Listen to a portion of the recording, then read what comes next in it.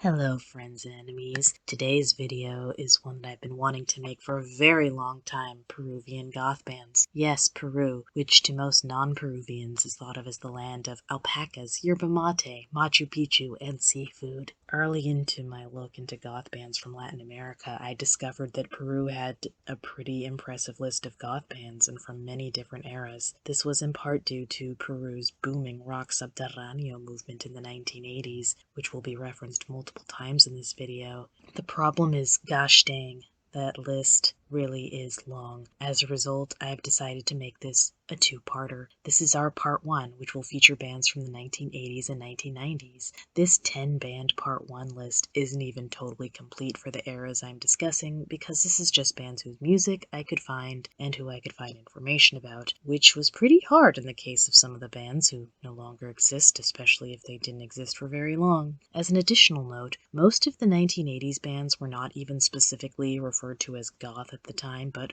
rocksubterraneo, which included what we would now consider multiple different subgenres of punk and post-punk. For the song clips featured, I tried to download them from wherever I could find them available, be it Bandcamp, SoundCloud, or even iTunes. Yes, I still use iTunes because I am old. I received my information from pages on these bands on Last.fm, Discogs, any social media that these bands might have, this one Cult Nation article about post-punk in Peru in the 80s, and don't tell my professors, but Wikipedia. There were a few minor discrepancies between a few of the sources, but I tried to be as accurate as I could and hope that there aren't any glaring errors.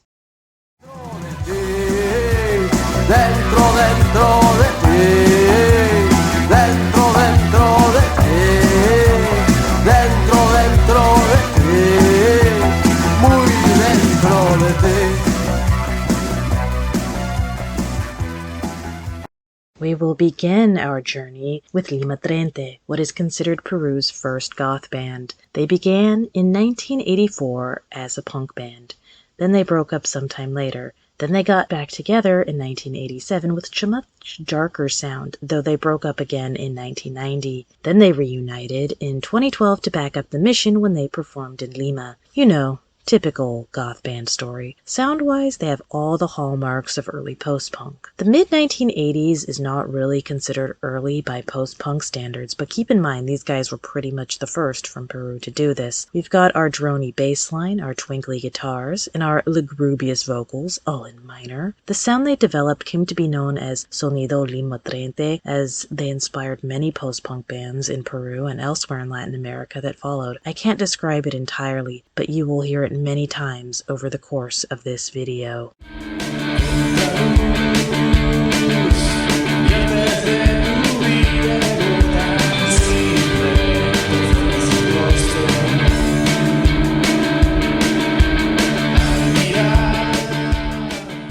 Next up is Voz Propia, what is considered Peru's longest-lasting post-punk band. This band was founded in Lima, Peru in 1985 by vocalist Miguel Ángel Vidal. He was inspired to start a band after attending a concert by Peruvian punk artist Trece and went out looking for bandmates, with their first performance being at the University of Lima in 1986 and their first release, El Ingreso, being released in 1987, released on cassette. Voz Propia still exists and is considered a deeply influential band in Peru's rock subterraneo scene, influencing many other post-punk bands throughout Peru and elsewhere in Latin America. Lyrically, these guys are very emotional, with songs about sadness, loneliness, and death. Their happiest song is the Let's Question Authority and Start a Revolution song. Overall, it's easy to see how these guys caught on the way they did and why they still have fans to this day.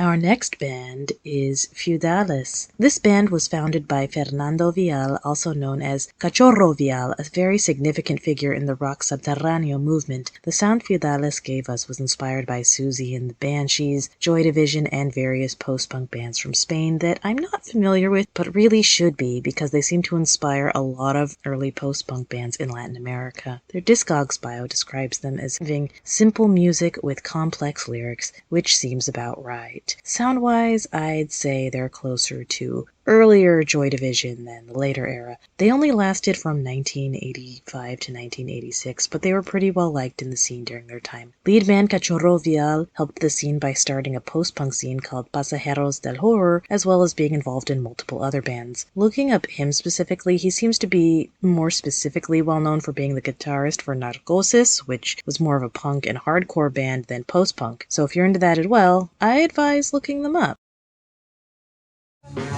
Igual a la luz, nuestros ojos como yo, como tú, pero encendido jardín de plumas que no existe, que no existe.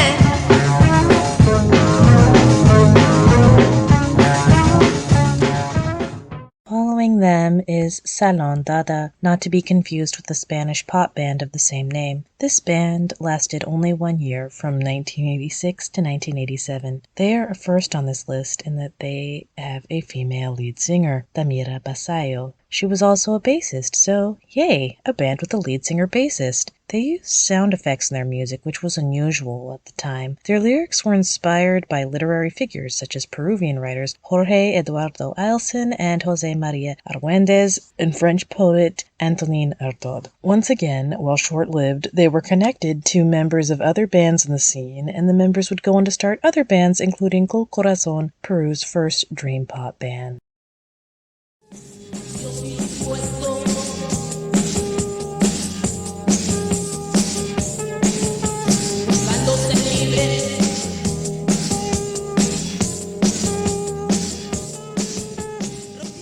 Up next is Cardinales. Cardinales began in 1987 and have been pretty active ever since then. They released 2 demos in the 1980s that were heavily inspired by bands such as Joy Division and New Order. They maintain those melodies in minor with the waily vocals, a heavy bass line, and twinkly guitars. Like most bands that have existed for a long time, they had a change of lineup and their sound did change over time, such as having a trip-hop phase in the 90s and covering My Bloody Valentine's When You Sleep in the early 2000s.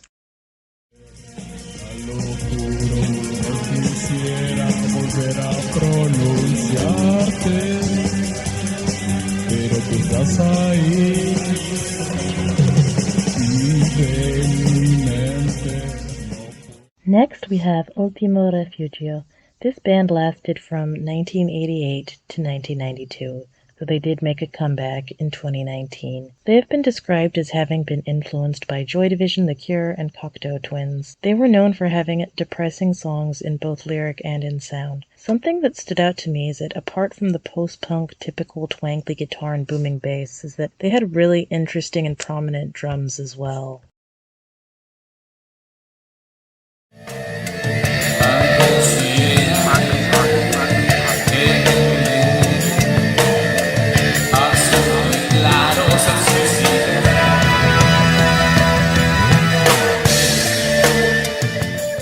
The next band we're going to talk about is Sorapsina. This band began in 1987 and released a demo in 1989, as well as a compilation of other recordings in 1998, long after they had ended. They were heavily inspired by various British post-punk bands and had an atmospheric sound, but, as one source points out, were unfortunately plagued with low production. Fun fact, their original lead singer would go on to be in the 90s band Dolores Delirio, which deserves an honorable mention, as their original album definitely had a sort of post-punk new wave sound that resonates with goths, though they would go on to have a more grunge and mainstream alternative rock sound.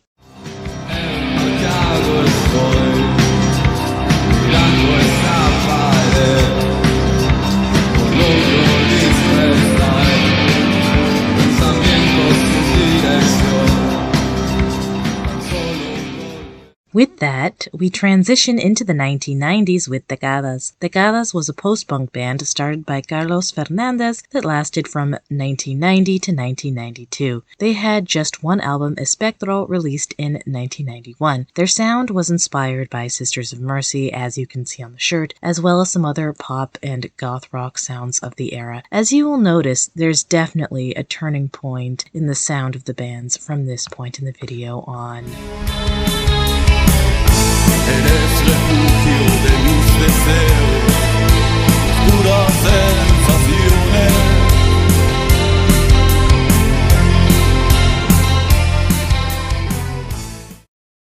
The next band on our list is La Devocion. This band lasted from 1996 to 2005, with 3 releases during that time, plus a compilation that came out in 2019. Not a lot of information about them on a personal level is available, but I think they definitely have a sound inspired by spookier new wave and more rocking post-punk bands.